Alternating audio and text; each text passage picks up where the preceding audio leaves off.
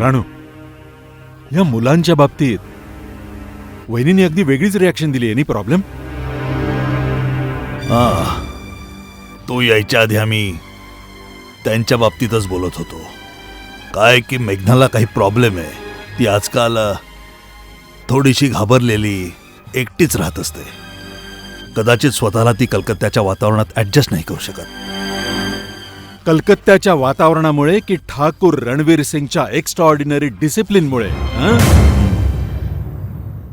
जेवण थंड झालं असेल, गरम करायला सांगू? नाही नाही नाही नाही नाही वहिनी, खूप मजा येते.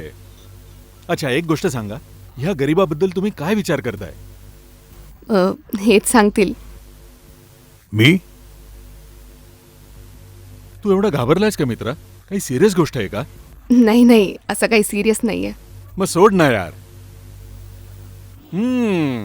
वा वहिनी, मजा आली. आता एक कप कॉफी झाली ना, तर मी तुम्हाला मनापासून दुवा देईन.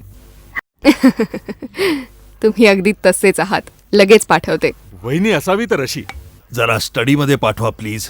चलोट, खूप झाली बिर्याणी. आणि आभार मान, आज तुझे बिर्याणीचे पैसे वाचले. अरे मित्रा, तुझ्यासारख्या अन्नदात्यामुळेच माझ्यासारखा गरीब प्रत्येक दिवस सुखाने जगतो. चल चल, इकडे तुझी डायलॉग बाजी नको. चल. हां, कीप द कॉफी देर. ओफो गौतम, तुझी ही सवय मला अजिबात आवडत नाही. नाश्ता इथे करतोयस आणि कॉफी तिथे पिणार. आता माझ्या अशा कोणत्या कोणत्या सवयी ज्या तुम्हाला आवडत नाहीत? आता जर मुलासमोर सगळं सांगायला सुरुवात केली तर गौतम द बर्ड वॉचर काय माहित केवढी गुपितं उघडतील. आता रात्रीची कुपी तर दिवसा उघडी करशील तर त्रास तुलाच होईल. ओके आई, मी माझे कान बंद केलेत. तुला जे काही तक्रारी असतील ते एकदाच सांगून टाक. हे घ्या, हा सुद्धा सुरू झाला. आता वासराला सुद्धा शिंग आली.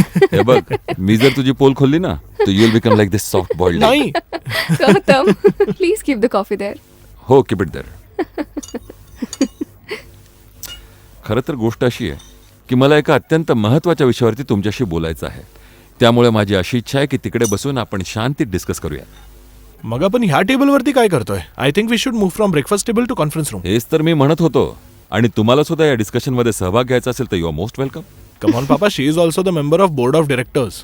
अरे, या कंपनी बाबतीत मी नेहमीच विसरतो. ओफो गौतम, मला दिसतंय की मसुरीवरून आल्यापासून तू खूप गोष्टी विसरतोयस. असं नको व्हायला की तू हेही विसरलास मी तुझी बायको आहे. कम ऑन यार, हे बोलायची गरज आहे का?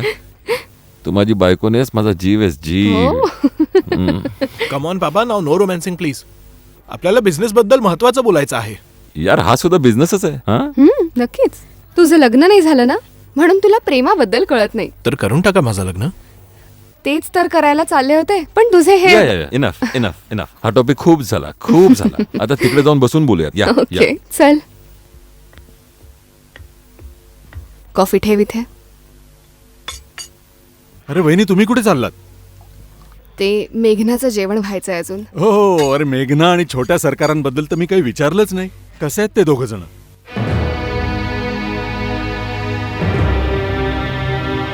ठीक आहेत.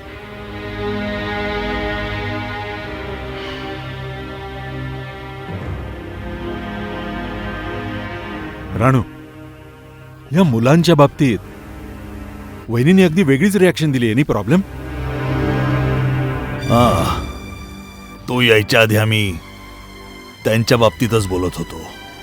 काय की मेघनाला काही प्रॉब्लेम आहे. ती आजकाल थोडीशी घाबरलेली, एकटीच राहत असते. कदाचित स्वतःला ती कलकत्त्याच्या वातावरणात ॲडजस्ट नाही करू शकत. कलकत्त्याच्या वातावरणामुळे की ठाकूर रणवीर सिंगच्या एक्स्ट्राऑर्डिनरी डिसिप्लिनमुळे? म्हणजे तू स्वतःच आकलन करतोयस तर?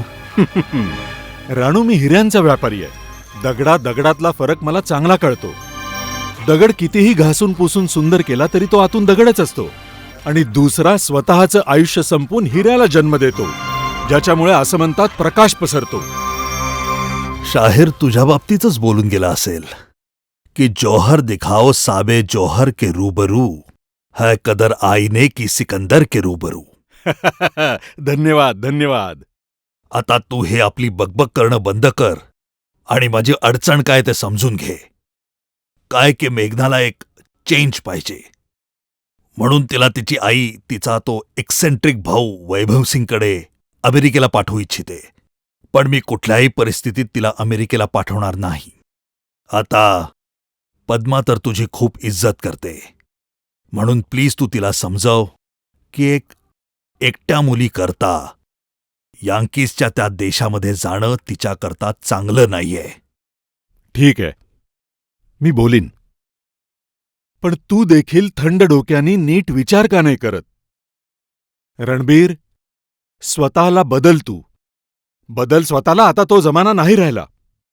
जर प्रेम दिलत तर प्रेम मिळेल. परेश, तू देखील कौशल्याला खूप प्रेम दिलं होतंस, पण मग ती तुला सोडून का गेली? नाही, मी तिला नाही दिलं प्रेम. मी खूप जिद्दी होतो. प्रत्येक वेळेस माझी मनमानी करायचो, म्हणून तर आज पश्चाताप होतोय. पण मला देखील एक मुलगी आहे, जिच्यावर मी जीवापाड प्रेम करतो. अरे, मुलांशिवाय आपलं आयुष्य काय आहे? हा राणू, बोल. म्हणून मी तुला सांगतो, मेघनाचा प्रॉब्लेम समजून घे. तिला प्रेम दे. मुलं तर स्वतःचं विश्व तयार करतात आणि निघून जातात, पण मुली शेवटच्या श्वासापर्यंत आई वडिलांवर प्रेम करतात. म्हणून मेघनाचा कॉन्फिडन्स वाढव, तिला आपलंसं कर. हा, तू बरोबर आहेस. शी नीड्स अ चेंज, बट मी तिला अमेरिकेला जाऊ देणार नाही. मग ठीक आहे, माझ्याबरोबर मुंबईला पाठव.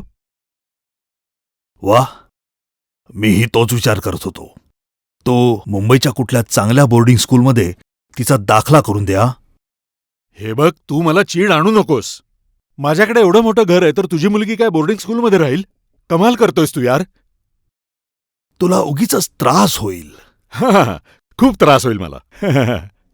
आता तू जर असं म्हणालास ना, तर मी इथून उठून निघून जाईन आणि ह्या घरात परत पाऊल ठेवणार नाही, कळलं?